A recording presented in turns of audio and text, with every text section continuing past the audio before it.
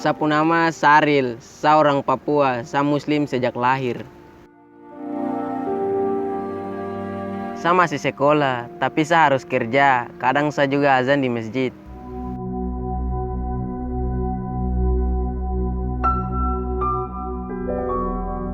Berada di pesisir perairan Merauke, terdapat sekelompok warga Muslim Papua yang coba bertahan hidup dengan mengandalkan alam.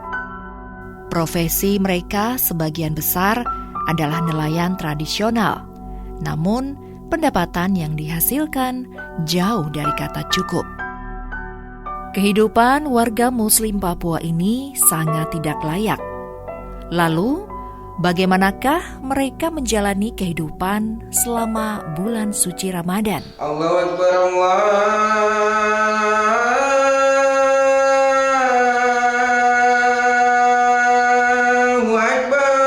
Sore itu, suara azan menyambut kedatangan kami. Tak kala memasuki areal pemukiman warga Muslim Papua di Jalan Gudang Arang, Kelurahan Kamah Hidoga, Merauke.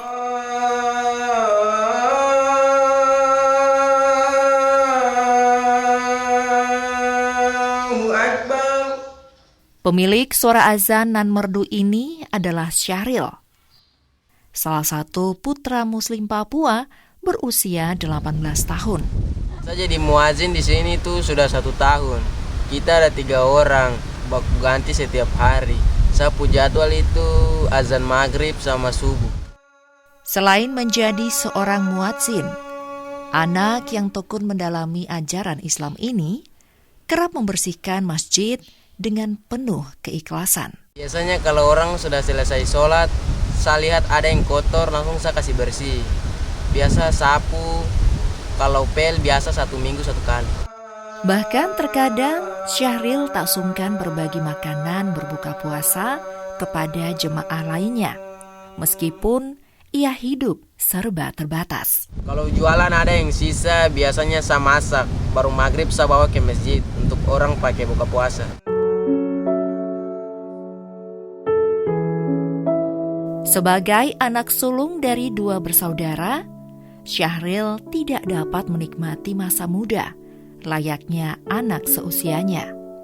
Ia juga ingin bermain, tetapi apa daya, ia harus bekerja. Kakak saya itu paling rajin bantu-bantu di rumah. Tapi dia tidak pernah pergi main. Biasanya ada dia punya teman yang datang panggil. Tapi dia begitu sudah.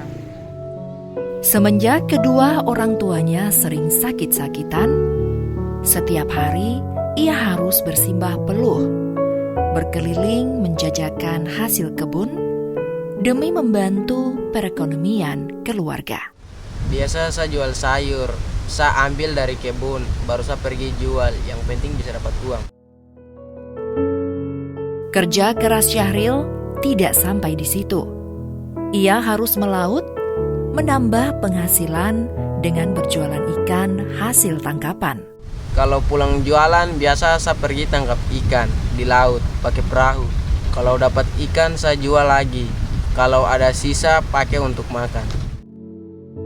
Seusai bekerja, ia tak lupa meluangkan waktu berbagi kasih sayang kepada orang tuanya yang telah renta, meskipun ia dalam kondisi lelah setelah bekerja seharian. Pendengar dan pemirsa RRI, beginilah kondisi rumah Syahril. Bisa kita lihat di rumah berukuran 4x5 meter ini. Rumah terbuat dari papan dan hidup apa adanya. Dan bisa kita lihat di sini ada Mama Syahril.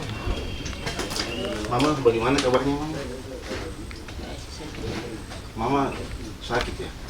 kondisi sakit ya. Sakit apa mama? Darah tinggi. Jadi selama ini Syaril yang bekerja ya mama? Iya. Hadijah sang bunda mengaku tak tega melihat anaknya harus bekerja keras karena usianya masih tergolong muda. Ia berharap suatu saat putranya dapat menjadi orang sukses. Mama bangga pada Syaril, masih SMP kelas 1 dia sudah bekerja, bantu bapak untuk kehidupan dalam rumah, untuk dia punya sekolah. Jadi mama bangga, mama senang, dia bapak juga senang. Kalau dia punya pekerjaan bagus.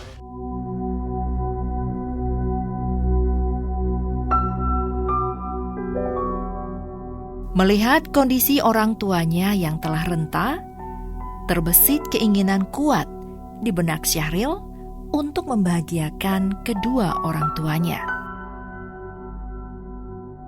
Pendapatan sebesar Rp50.000 per hari, ia sisihkan sebanyak Rp5.000 di sebuah celengan yang telah usang, dengan harapan dapat membeli baju lebaran untuk digunakan kedua orang tuanya pada saat Hari Raya Idul Fitri nanti.